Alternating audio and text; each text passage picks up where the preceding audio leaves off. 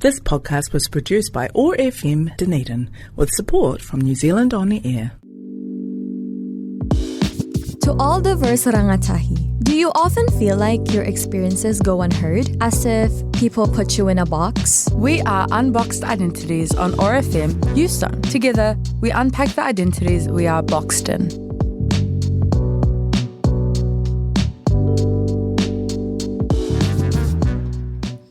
Magandang hapon, listeners! So, this is going to be a very unique episode kasi, first of all, we're going to be speaking in Taglish, which is a mix of Tagalog and English.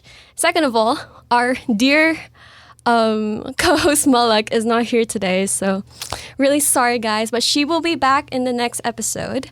But I am not alone in the studio today, because I am with my friends to talk about Filipino Language Month. So, ladies and gentlemen, mga madlang listeners, mga tagapagpakinig, please welcome our guests, Ella, JM, and Trisha.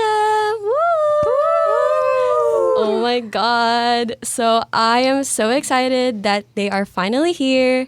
Matagal ko na silang ina-ask na pumunta dito sa studio. So, si Trisha at si JM, na-feature na sila noon sa isang episode ng Unboxed Identities.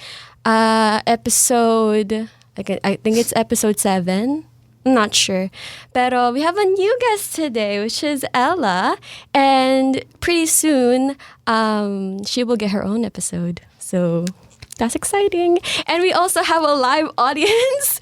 So, our friend Virgie is here. So, that's really exciting. So, yeah. So, ayoko na maghangdag mic. Kayo naman, introduce niyo naman yung mga sarili niyo.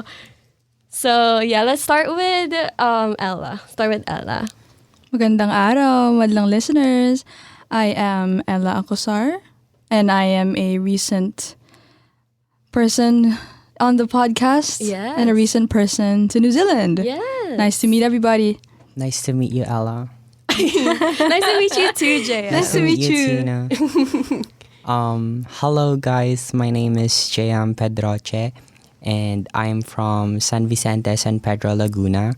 I grew up in Laguna, San Vicente, San Pedro, 4023, I think. That's our code name. Oh my God.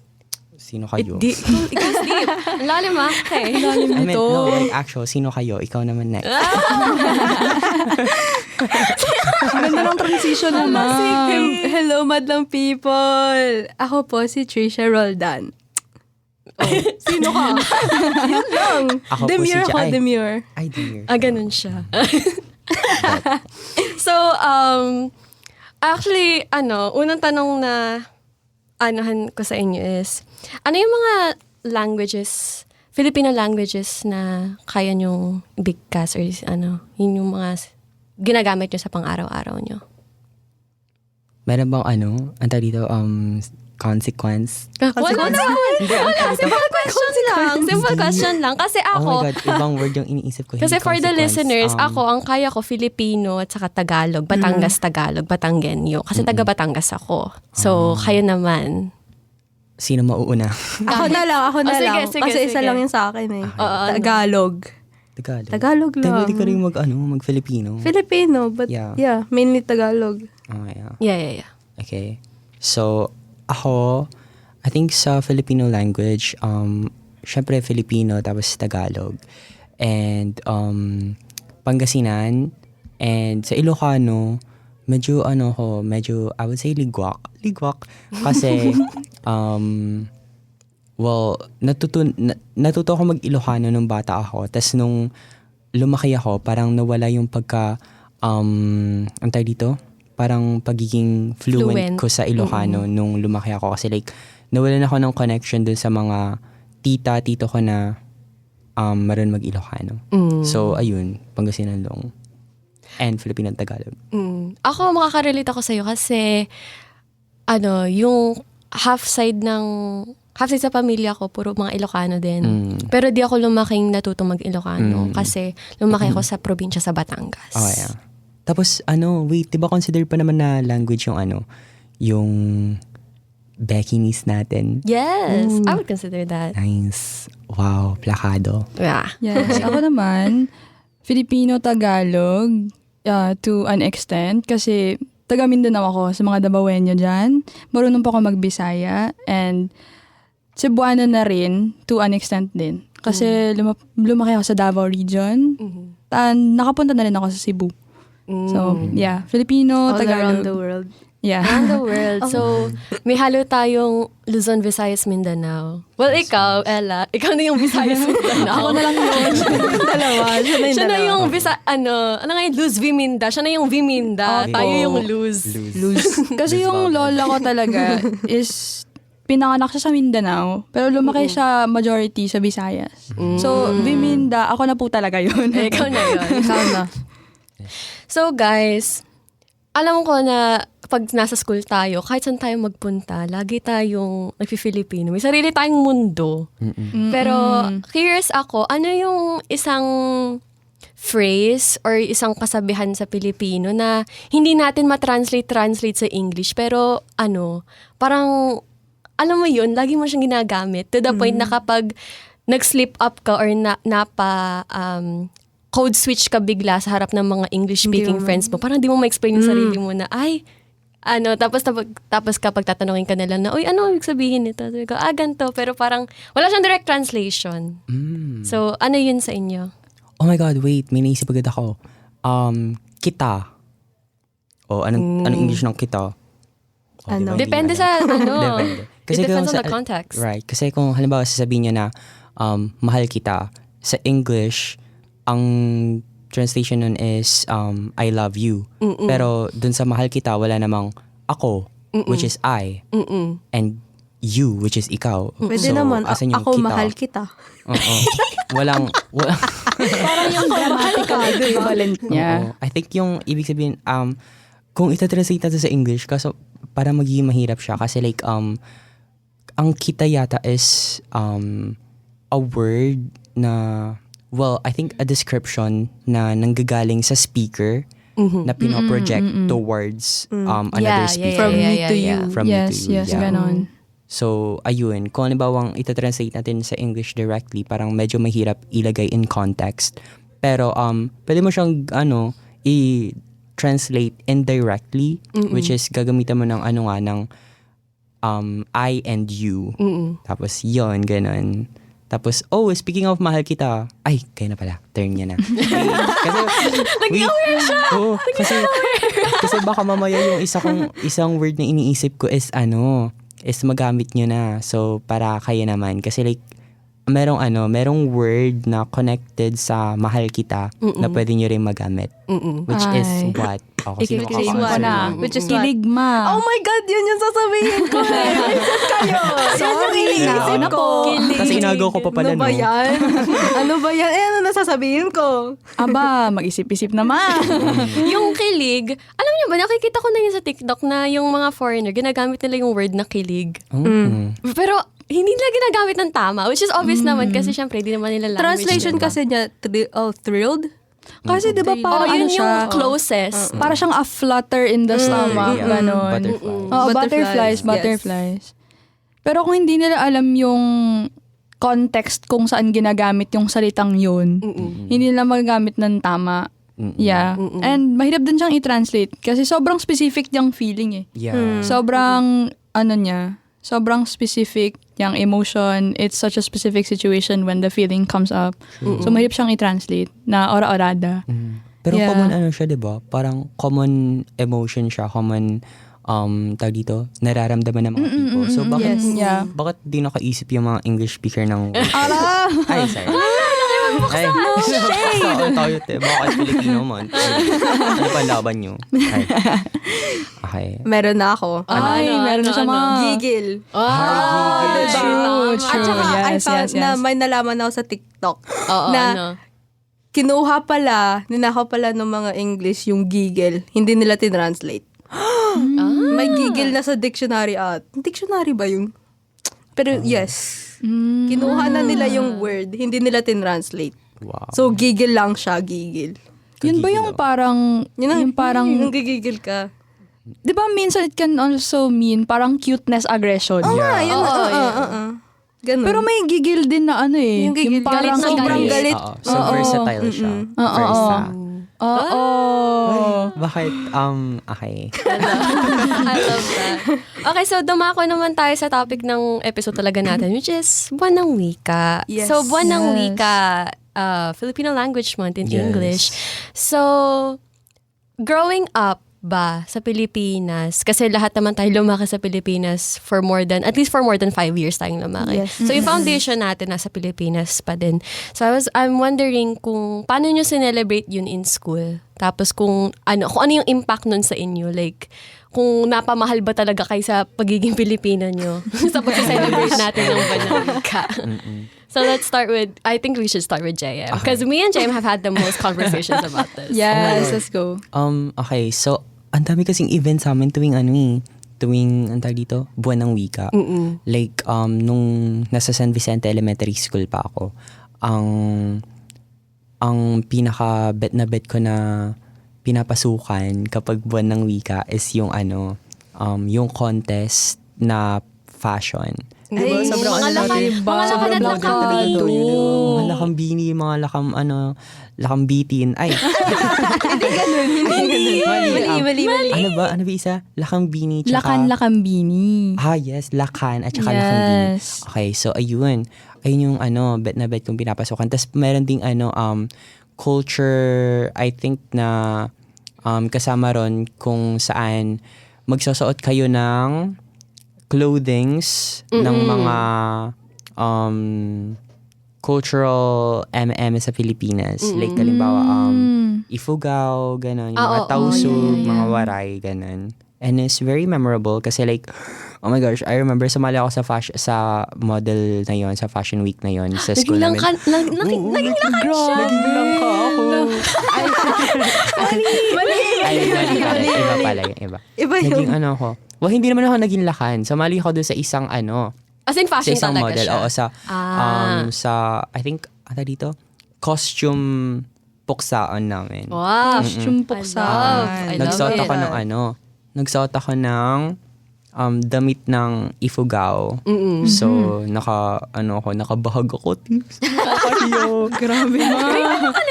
Sobrang committed niya. Sumayaw ka? Ha? Sumayaw. Dapat sumayaw, di ba? Sumayaw kami. Special Tapos, number. Alam niyo ba yung malala? Kasi di ba doon doon sa may, sa contest na yon, syempre, may mga grade 6, mga ganun, pataas. I mean, pababa. Ako kasi, I think grade 1 ata or grade 3. Tapos sumali ako. Very young. Lakas very ng young. loob. Tapos sabi ni mama, paano ba magsuot ng bahag? Kailangan ba ng brief? Naku. Ano yung nangyari? Umakit ako ng stage nang walang brief. Oh my God. Grabe to. Pero ang ginawa ko na is tinakpan natin yung natin. Okay. It's a good Tinakpan yung Bata ka bahag. pa naman din. Oh, Decency bata pa po. naman. Decency po. So, wala pang, I mean, parang ironic kasi like bata pa naman ako, so like kailangan talaga ng protection, pero like at the same time, bata pa naman, so hindi pa masyadong aware. Yeah. So, Nung nag-high school ka, kasi di ba nag-high school ka din sa Pilipinas, how was that? Ano yung naging pagkakaiba nun sa elementary oh mo? my God. Hindi namin na-celebrate yung Buwan ng Wika na nag-high school ako. Kasi like, I think nung grade 7, grade 8 ako, pandemic. Ay, So, tama. online. COVID. Tapos, nung nag-grade 9 naman ako, ang balik na ng school nun is yung past August. So, okay. ano na siya, tapos na mismo yung Buwan ng Wika nung bumalik kami sa school. So like, at saka parang ang awkward naman kung isa-celebrate agad yung Buwan ng Wika pagbalik agad sa school. Kasi like, diba, nasanay tayo na bumabalik ng school ng June para, alam ba, ma-prepare tayo sa nutrition month, ganun nga sa Buwan ng Wika. So like, parang, ayun, naging awkward sa time nung bumalik ako sa school tas hindi na na-celebrate yung Buwan ng Wika ng high school. Yeah. O kaya naman, Trisha, Ella. Kasi... Come na. Oh, sige. Ano naging experience mo? Yung sa amin, pare-parehas lang din. Nung elementary ako, may mga lakan-lakambini, yung mga pageant. Sabayang pagbigkas. Oo, sabayang pagbigkas, may mga patalumpati. Yes. Ganon. Tapos, may mga may mga duet competition pa. Ay, mga Ganun talastasan. yun. Talastasan. Ano pa nga yun? Ano nga yung... Balagtasan. Ano nga yung lumang ano? Yung rap, balagtasan. Hindi. Hindi Yung ba yan? lumang ano... Kundiman. May pang ganun kayo, ma. Meron kami kundiman. Oh my God. So, Wala ibig sabihin, kaming meron kayo ganun. mga tao na nagsiserenade, ganun. Yes. Oh my God. Wala kaming ganun. Wait, balik tayo kay Ella. Oo. Ano mo sa inyo? Ganun. Tapos, parang hindi ako masyadong nakisali na parang sobrang committed ko sa buwan ng wika. Kasi, yung pagkakakilanlan sa akin sa school, ako yung nilalaban sa English. Hindi ako nilalaban sa Pilipina. Opo. Kung sa magnet, ikaw yung South Pole. Yes Sa South po. Pole nila. Oo. Pero, parang na-engross ako ng buwan ng week. Kasi, nung bata ako, I had this fixation with Rizal. Na his life, his work, his contribution to the country. So, parang, wala pa akong grade 1. So, parang kinder 2 pa ako. May interest na ako sa buhay at mga ambag ni Rizal sa lipunan. That's good. So, ayun. Kada buwan ng wika, parang mas nafe-feel ko yun na parang patriotism, pagmamahal sa bayan, pagmamahal sa sariling wika. Tapos, syempre, taga Mindanao kami. So, maraming mga indigenous tribes na nandun. Tapos, syempre, yung mga lakan-lakambini, mga pageant, ganon. Yung mga outfit, very indigenous inspired. So, yung mga traditional weaving patterns, mga traditional beading patterns, even jewelry and headgear. May mga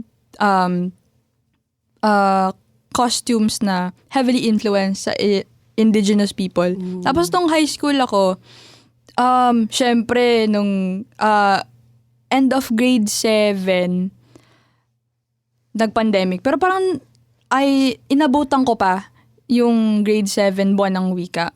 Hindi ko maalala kung buwan ng wika ba to. Pero, kasi may Share mo na. Oo. Share mo na lang. Kasi naka-cultural attire kami. Tapos, parang kumanta kami. Ng hindi basta, naka-cultural attire kami, may naka-indigenous attire, may mga nakabalintawak, ganun. Then, nag-perform kami in cultural attire. So, parang yun yung pinaka tumatak sa akin na culturally related celebrations in my time in the Philippines. Yeah. What about you, Trisha? Elementary ka lang, no? Tapos umalis ka na. Umalis na ako ng grade 3 eh.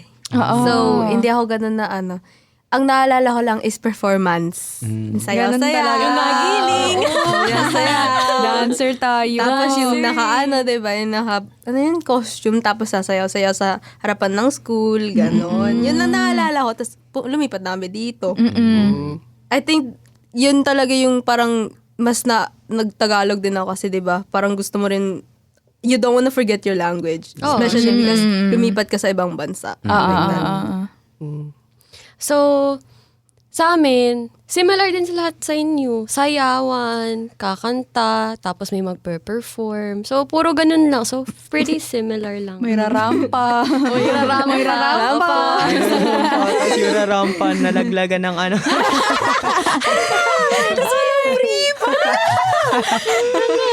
So, guys, tinignan ko yung tema nga ng Oh my God. ng wika ngayon. Ngayong year. Hala. Tapos gusto ko lang malaman yung thoughts nyo. So, ito yung tema.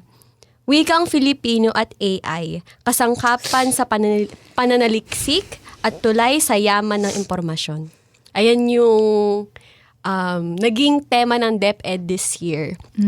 So, anong thoughts natin doon na pinagsama na ang Filipino at AI? Kasi alam nyo, nung 2024, yung tema noon, o 2023, yung tema noon ay kasama pa yung mga katutubong wika sa tema. Tapos ngayon, parang, bakit nawala yung mga katutubong wika dito? Pero, ayun. So, I just wanted to know your thoughts on it. You. You? Oo, plus thoughts. O thoughts. Ay! Ang bilis. I think masyado silang na OA siguro. I think na siguro they were thinking of like, how do we modernize? They're trying to be like every other They're country. trying to be progressive, modernize ganon. this buwan ng wika event. So, siguro na-OA sila na, what if ipagsama natin yung AI pati yung culture natin? They wanna like include AI in everything. So, I feel like they took it in like a wrong way, I would say. Kasi like, sa lahat ng mga kung nakikita nyo sa Facebook, gano'n, ang daming mga poster laganap na ang laganap. AI. Oh my God. Lalo na siya. nakita nyo ba yung sa isang school na nagpa-AI poster contest sila? Ang daming hate comments God. dun. As in. Dami sa How Facebook. do you even grade that? Yung mga poster content. Diba? Kasi like, Because it's just a prompt. Exactly. You're just adding Wala a tong prompt into it. creativity. Ano yung pagalingan na paglalagay ng prompt sa AI? Oo, pa-specific ng prom. So, what if ilagay na lang natin yung criteria dun sa sa prompt Oo mismo, nga, diba? Perfect na yun. Diba? Oo. Ang lala nun. So, ayun. How about you guys? Anong thoughts nyo? Oo. Tapos, I mean, hindi natin madedenay yung benefits na dinadala ng AI when it comes to gathering information and research. Pero, buwan ng wika to eh. Yung focus sana dapat is the culture, is the heart, is the language, is yung the language that we fought so hard to protect from colonizers, the language and culture that we fought so hard to preserve through generations. Kasi, especially sa paglaganap ng AI, paglaganap ng technology, napapansin nyo ba na yung mga bata ngayon, mas magaling pa mag-English kaysa mag-Tagalog? Yes. Alam mo ba, meron akong pinsan, hindi siya marunong mag-Tagalog. Oh my God. Pero Diba? laking Maynila. Ay, ano ba naman yun?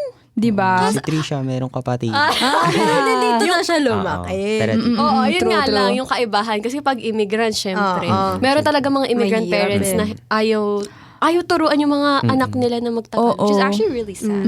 Pero gets din kung bakit. Kasi, totoo nga naman, di ba, na minsan, yung technology kasi and AI has become a way of preoccupying young children na parang kung hindi sila mabantayan ng parents nila kasi nagtatrabaho o wala sa bahay, binibigyan nila ang cellphone. So, ang sobrang aga ng access to Exposure. technology and the English language. Not saying na, because English is fairly universal, di ba? Yung, if you want to communicate with the world, marunong ka mag-English. Yes. Yeah. Pero, it's sad na nade-decrease yung conscious effort to instill the Filipino language and indigenous dialects and languages into the young people and just leaving it up to AI. Yeah. Pati hindi naman marunong mag-Tagalog ng ng maayos tong AI. Diba? Oo, Alam naman nyo ba? Mali-mali. Oo. Alam nyo ba sa Bing, dun sa search engine na Bing, kapag isa-search nyo, English to Filipino translation, may makikita kayo dun sa gilid na mga common phrases. Mali-mali yung translation nila as in. Wait lang, magre-research ako ngayon. Sige, ikaw, Trisha, ano ang thoughts ikaw mo? muna. Pare-parehas lang din naman yung thoughts eh. Diba? My thoughts, your thoughts. Ay, who thoughts? Budots. Teka, ito ha. Oh my God. Ang nice to meet. Sige, laro tayo. Okay. Laro tayo. Sasabi ako ng English phrase, Okay. tapos i-translate nyo, okay. tapos sasabihin ko yung translation ng Bing. Sige. Okay. Nice to meet you. Ako ba? Check. Kahit ikaw sino na, na ikaw. lang. Oh, Okay. kahit Kahit sino. Sa formal Filipino, I would say, ikinagagalak kong makilala kita. Wow! Pinalo. Ano yung informal? Informal, syempre yung Filipino way, nandun na yung yung parang part na yung English ng Filipino kasi. So like, it's nice to meet you. Parang, ganun pa rin sa Filipino. Kasi like, ang awkward kung halimbawa magkakaroon ka ng friend sa Pilipinas, sabi mo, ikinagagalak kita makilala. So, sa formal, legit Filipino way, ganun yung pagkakasabi. Pero like, kung halimbawa sa ordinary na everyday life lang naman, parang English na lang. Tapos pwede mo naman din sabihin na, natutuwa akong makasama ka. Masaya akong kasama ka. Masaya Ganun. kasama ka. Yeah. Pero alam niyo, sabi ni Bing, gandang upang matugunan ka. Matugunan. Wait, isa pa. Isa pa. Excuse me. paano may tatranslate ang excuse me? Parang paumanhin po. Paumanhin. Yun, diba? Depende sa context. Kung halimbawa, daraan ka. Makikiraan po. Kung halimbawa, sorry, ganun. Parang, ayun. Alam niyo, sabi niya, pabayaan ako. Alam na ng pabayaan. Pabayaan ako. Ano to dialogue? Pabayaan mo ako. So, ayun. Kaya, feel ko na sobrang, feel ko talaga ang language natin super unique and very, kung hindi ka Pilipino, hindi mo talaga magigets yung cultural context. The nuance. The nuance in the language. Kasi, as in, feel ko talaga, I can confidently say that Filipino is one of the hardest languages to learn. I would say that's one of the hardest. Depende. Kasi sobrang nuance niya eh. Yeah. Especially if you wanna learn it in an informal way. Yeah. Definitely one of the hardest ones. Pero I feel like academic Filipino, I struggle with it a lot. Aminado na ako dun. Pero pag conversational lang naman. Kaya naman. Yun. So, siguro, yung last question natin before we wrap up the episode, ano yung favorite part nyo ng pagiging Filipino? What's the favorite part of being a Filipino? Oh my God, everything. Yes! What can she do? What can she do? Everything. Wow! I love it. Siyempre, lumaki ang Filipino, pinalaking Filipino, like, never ako naka-experience ng ibang other culture dun sa kinalakihan ko. So, very pure na Filipina talaga. So, walang bahid ng kung ano man. Wow! Oh my God! Very love it. When in terms of like, sa dugo, medyo yung dugo ko is very birhen. Wow! Ganon. What about you, Trisha?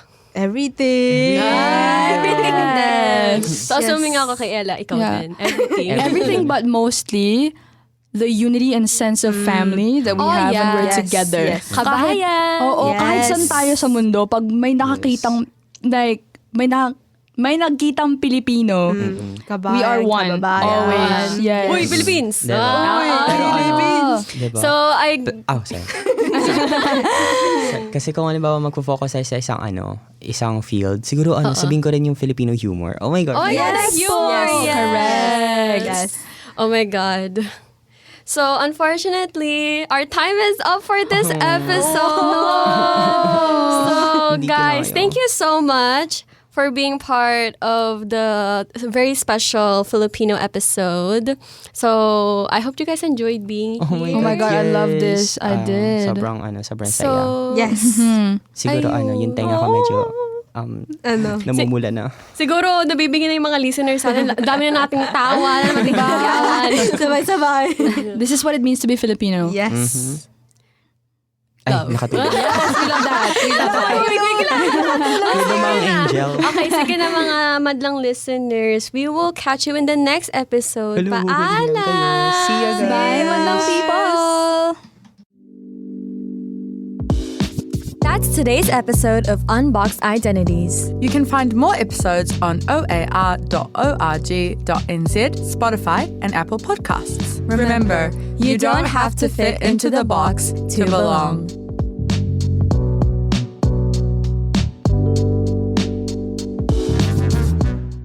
This podcast was produced by OAR FM Dunedin with support from New Zealand On the Air.